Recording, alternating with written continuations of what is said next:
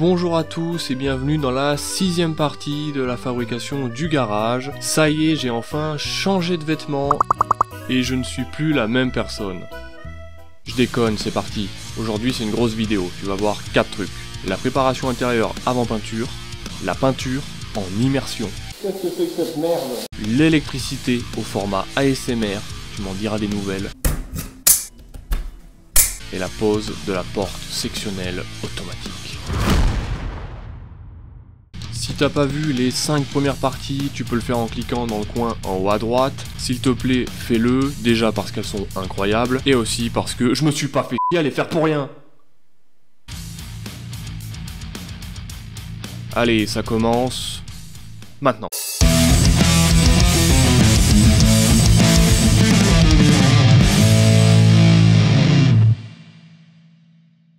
Alors j'ai commencé par couper tout ce qui dépassait. Donc la mousse expansive, ça dégage. Les morceaux d'OSB qui dépassent, ça dégage.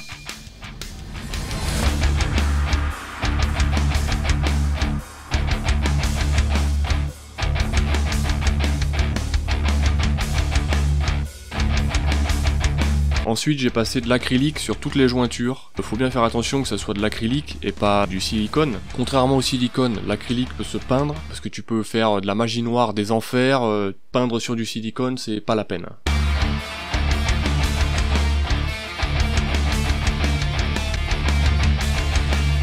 Là je mets des petites cornières de finition pour cacher les jointures.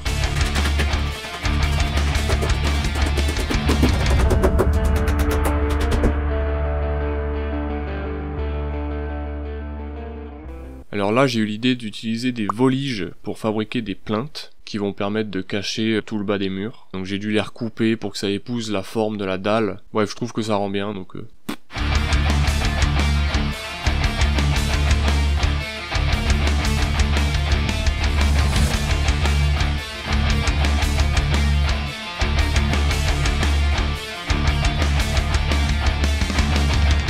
J'ai poussé le vis un peu plus loin et j'ai carrément mis un coup de Dremel sur la tranche pour que ça soit encore un peu plus joli. Et je les ai ensuite entièrement jointés à l'acrylique.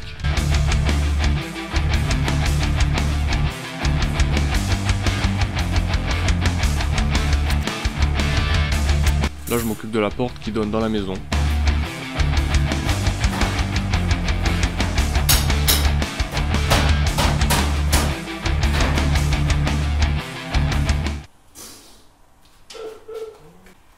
Quel beau joint!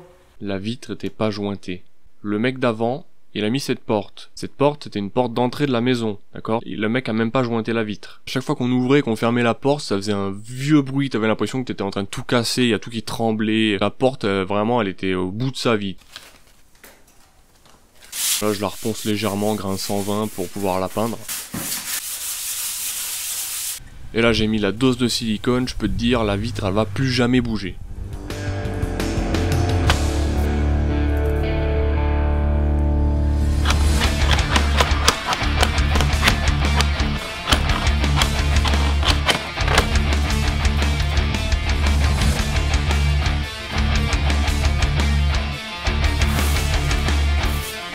Après avoir tout masqué, je lessive les murs et le plafond pour qu'ils soient dépoussiérés.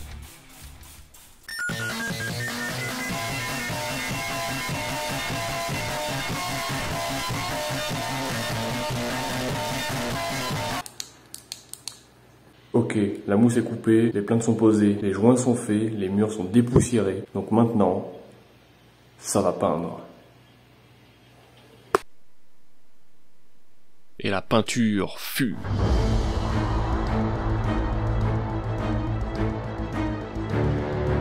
La peinture vient de chez Action, 14 € le pot, c'est de la bonne cam.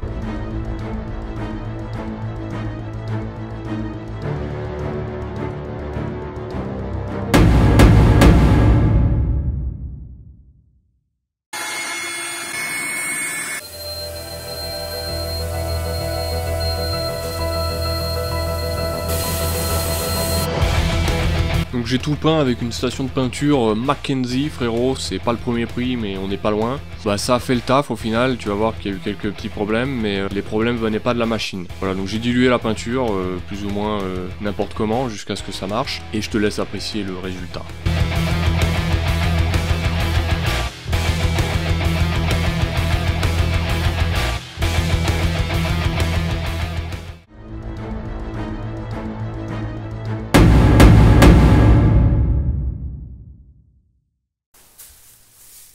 Là j'ai du swag.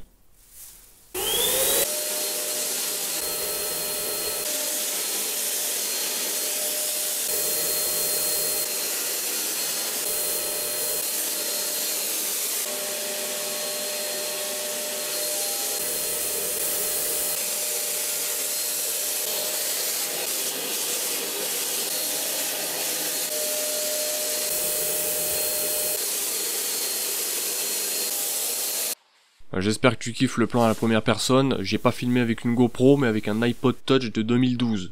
Ça c'est la classe.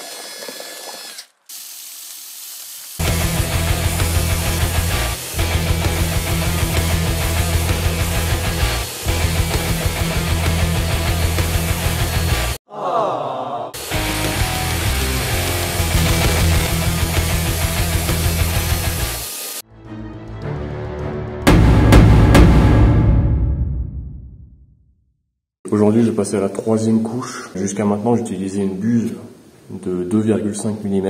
Et je sais pas pourquoi je faisais ça en fait. Du coup, pour la 3e couche, je vais utiliser ça. C'est une buse de 2 mm. Je vais plus diluer la peinture et je vais augmenter la pression. Et le but, c'est que ça fasse des toutes petites gouttelettes. Alors, je sais pas, je vais voir si ça marche. C'est parti.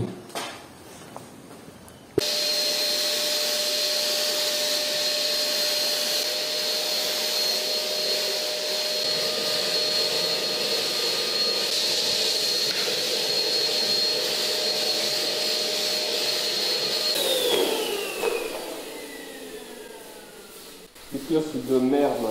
Des fois ça débite, des fois ça débite pas.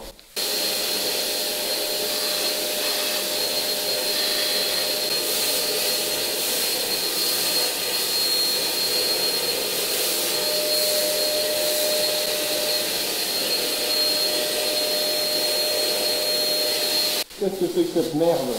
Donc là j'ai démonté la station de peinture parce que je comprenais plus rien à ma vie, frérot. À chaque fois que j'appuyais sur la gâchette, c'était aléatoire, tu savais jamais si la peinture allait sortir ou pas. Donc je me disais, est-ce que le moteur il déconne, tu vois, ça tourne pas. Je comprenais vraiment pas parce que la buse était propre de chez propre, je la nettoyais sans arrêt, il y avait rien, tu vois, tout allait bien. Sauf que tout allait pas bien du coup. Mais en fait, il y avait des grumeaux dans la peinture.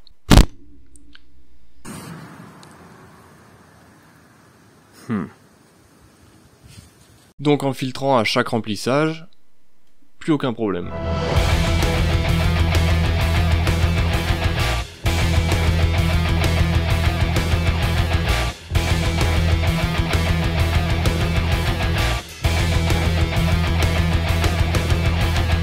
C'est parti pour l'électricité. Je te laisse apprécier le doux son des clics et des claques et des clings et des clongs.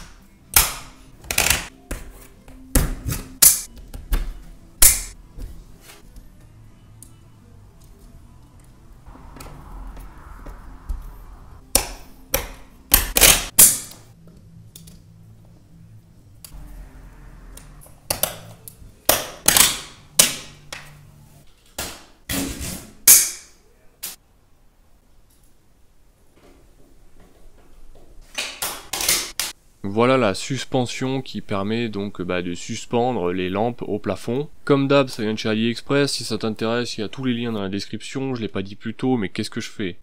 Alors ça c'est le récepteur sans fil qui permet d'allumer et d'éteindre la lumière à distance. Parce que tu vas voir que j'ai utilisé des interrupteurs sans fil qui fonctionnent avec une petite pile à l'intérieur. Et du coup tu peux les mettre n'importe où, tu peux même les emmener avec toi dans la pièce d'à côté, dehors, là où tu veux. Tu peux les emmener sur Mars si t'as envie, je pense pas que ça marche depuis là-bas mais... peut toujours essayer. Et du coup, ça allume la lumière à distance.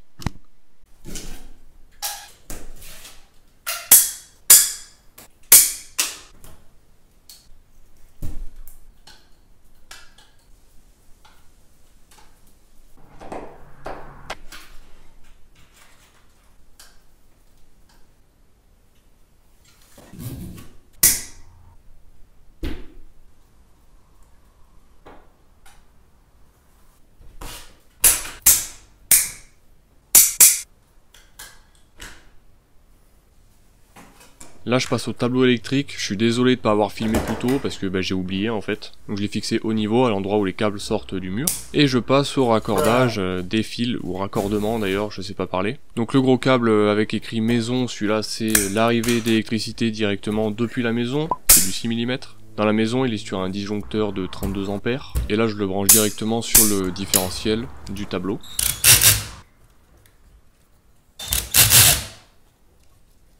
Et donc ensuite je vais brancher toutes les prises électriques qui sont du 2,5 mm sur les disjoncteurs de 20 ampères.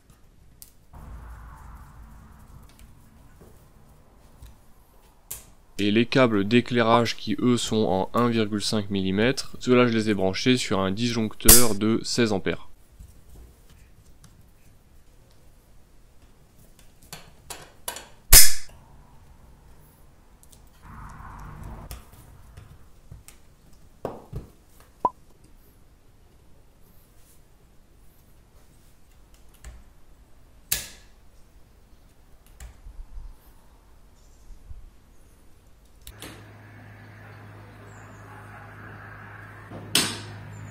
Alors ça c'est les ampoules qu'on a choisies. Encore une fois ça vient de chez AliExpress, t'as deviné. J'aime beaucoup AliExpress. Sauf depuis qu'il y a la TVA. Ces ampoules c'est censé être du 100 watts, mais comme c'est des LED, on sait pas trop, c'est pas clair. Mais justement c'est très clair, ça éclaire beaucoup, et c'est très puissant, je me souviens plus du nombre de lumens, mais tu peux aller voir dans la description, j'ai mis le lien. De rien. Là je suis en train de mettre la pile dans l'interrupteur, et du coup j'ai choisi des interrupteurs 3 boutons, puisqu'il y aura 3 lampes, et comme ça on peut allumer chaque lampe indépendamment.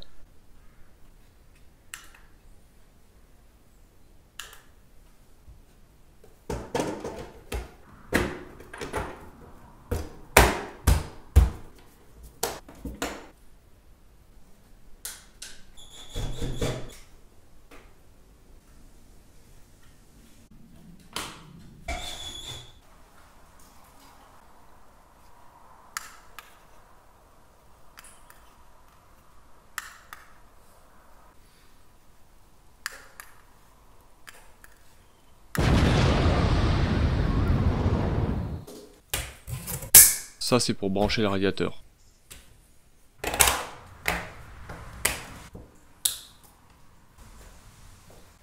Là je mets des cornières de 10 cm par 10 cm sur le cadre de l'entrée mais du côté intérieur, comme ça fait beaucoup plus propre. Et tu peux voir que je les ai entièrement jointés au silicone et que quand ça s'écrase ça fait pfff. Je crois que t'as compris que j'aimais bien les cornières. J'ai rajouté une ou deux petites pointes par-ci par-là pour bien plaquer la cornière et du coup elles sont collées avec du silicone.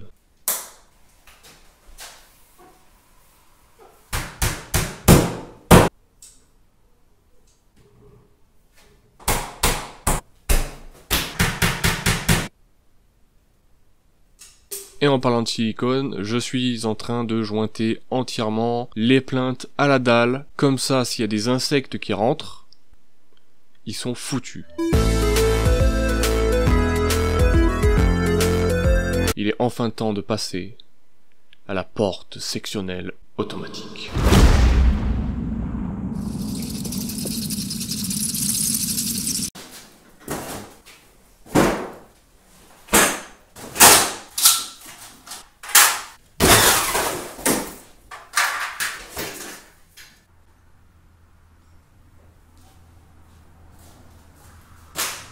J'ai choisi une porte sectionnelle automatique qui fait 2,40 m par 2 m. La marque c'est Artens, comme le parquet. Je suis pas sponsorisé. Je dois dire que la notice était quand même assez claire. Apparemment c'est assez rare sur les portes d'avoir des notices assez claires. Mais dans l'ensemble ça va, tu vois, c'est bien illustré. Franchement, il n'y avait pas de problème majeur.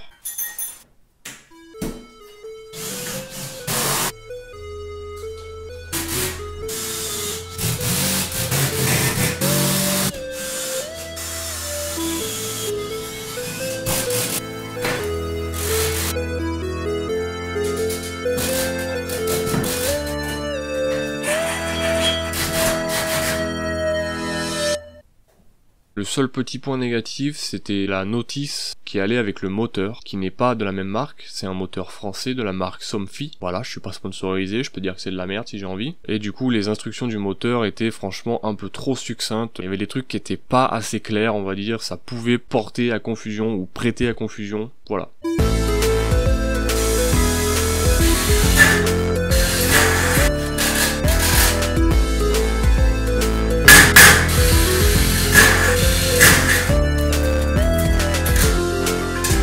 Alors là, pour fixer les rails de la porte en l'air, normalement il faut les fixer au plafond. Sauf que nous, le plafond, il est comme ça. Du coup, j'ai eu l'idée de faire ça.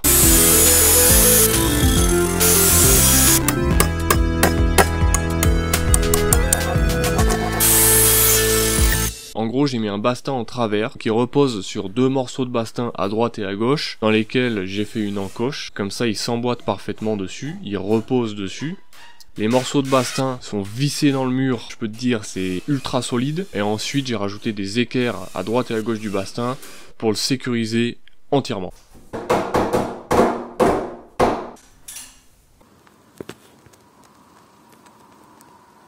C'est beau.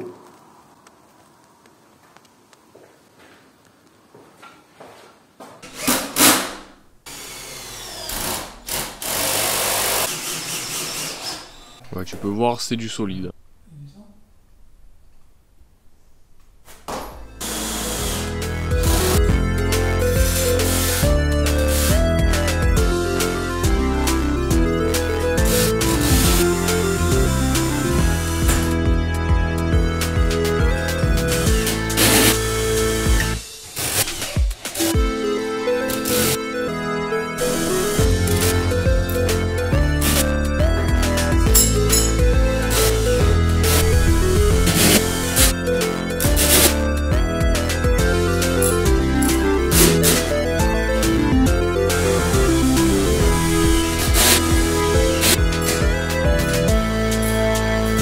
Là je pose le dernier panneau tel quel pour voir si la porte est suffisamment étanche et qu'il n'y a pas de jour qui passe. Puisqu'on a décidé de mettre des hublots. Hublots d'ailleurs qui ne sont pas donnés, hein. C'est un truc du genre 60 € pièce. Les liens sont dans la description. Je suis pas sponsorisé. Pour installer les hublots, il faut tracer un rectangle. Et du coup j'ai tout coupé à la scie sauteuse avec une lame à métal.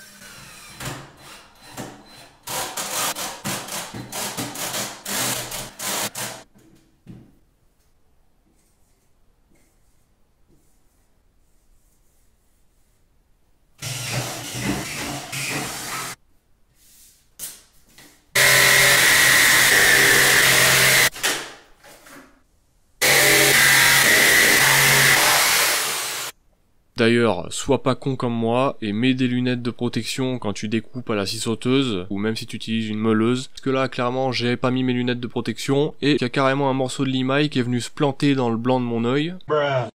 Heureusement, c'était pas le truc qui me permet de voir là, mais évite.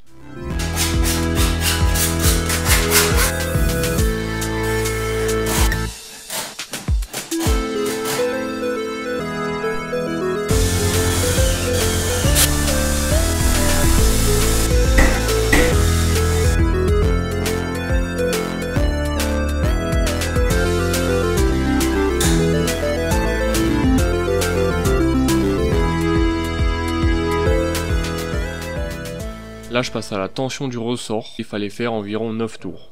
Et c'est le ressort qui va permettre à la porte de s'ouvrir et de se fermer beaucoup plus facilement.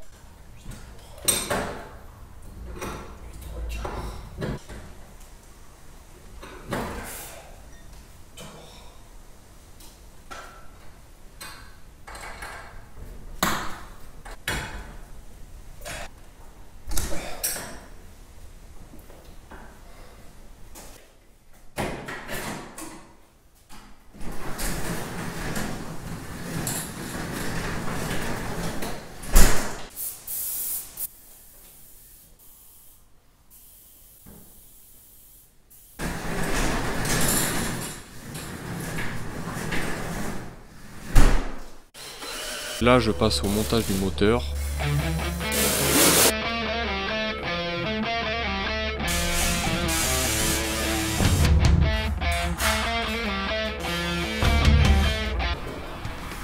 Le câble est trop court, donc on va le rallonger. C'est bon. Je lui ai carrément rajouté 5 mètres de câble, comme ça j'ai pu faire passer le câble le long des murs et c'est très propre.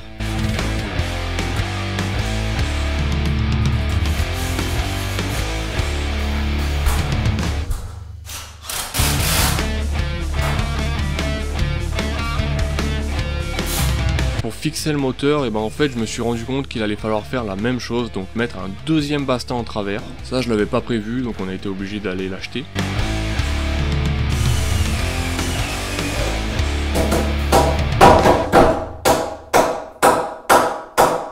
Et même histoire, ça repose sur les supports eux-mêmes en bastin, et il y a des équerres de chaque côté, et c'est très solide. Là j'ai dû recouper les pattes de fixation du moteur parce qu'elles étaient trop longues, donc je les ai fait custom avec la meuleuse. Comme ça c'est nickel, tout est au niveau, tout est nickel. Alors un petit conseil quand tu fixes le moteur au plafond, c'est de le faire avec la porte ouverte. Comme ça tu peux vraiment aligner le rail du moteur avec le milieu de la porte. Donc là je fixe le bras.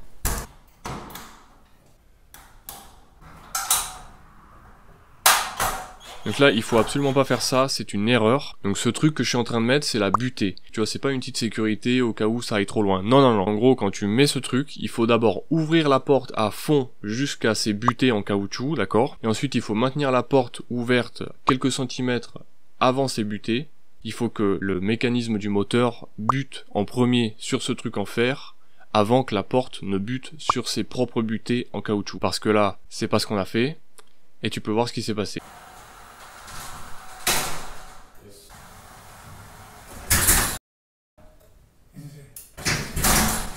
Donc ça a fait dérailler une roue et les rails ils ont mangé, tu vois. On a eu de la chance, ça aurait pu être pire. Du coup, j'ai rectifié l'emplacement de cette butée en métal. Attention.